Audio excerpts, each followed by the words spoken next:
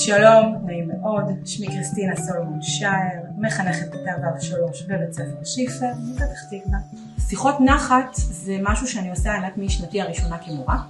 שיחת נחת הכי טוב ביום שישי, זה הולך איתם לסוף שבוע, וגם עולה לשולחן שישי. ושיחת נחת היא יכולה להיות על משהו נורא קטן, במיוחד אם זה ילד שהוא קצת יותר מאתגר בכיתה. גם הדברים הקטנים האלה בעצם מספקים להם אנרגיה להמשך, הם גם רואים מה זה עושה. כשאני עושה שיחת נחת לילד, להורים שלו, אני מבקשת מהם לדבר איתו על זה, להגיד שהמורה התקשרה, והמורה אמרה את מה שהיא אמרה, ואני מבקשת להעלות את זה בשולחן שישי, גם מול סבא וסבתא אם צריך, אנחנו בעצם מעודדים את ההתנהגות הטובה הזאת, וסביר להניח שתחזור על עצמך. בשיחות נחת, המשמעות שלהם, מעבר ללהגיד משהו טוב, זה, אתם לא מתקשרים רק על דברים רעים, אתם מתקשרים גם על דברים טובים.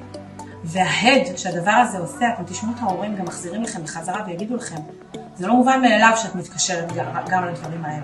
זה צריך להיות מובן מאליו, אני חושבת. כי לנו יהיה יותר קל, להם יהיה יותר קל, וגם בסוף הכי חשוב, לילדים. אני אתן לכם דוגמה.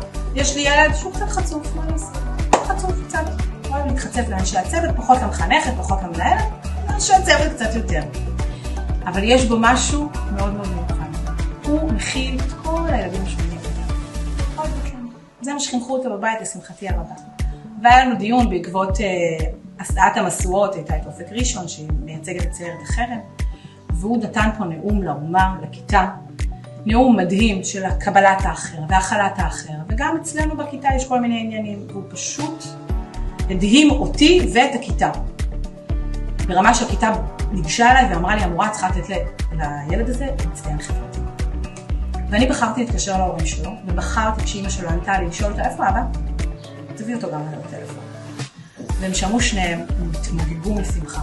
וזה הורים שגם מקבלים להם טלפון על זה שהילד יתחצף למורים. אבל ברגע שהם מקבלים גם כזה, הם גם יודעים שאת רואה את הילד מכל הצדדים שלו. את לא רואה רק צד אחד. ואז גם את עושה לעצמך שירות טוב, בזה שאת יודעת, את מורה שלו, מחנכת שיודעת לראות הכל. וזה עובר להורים.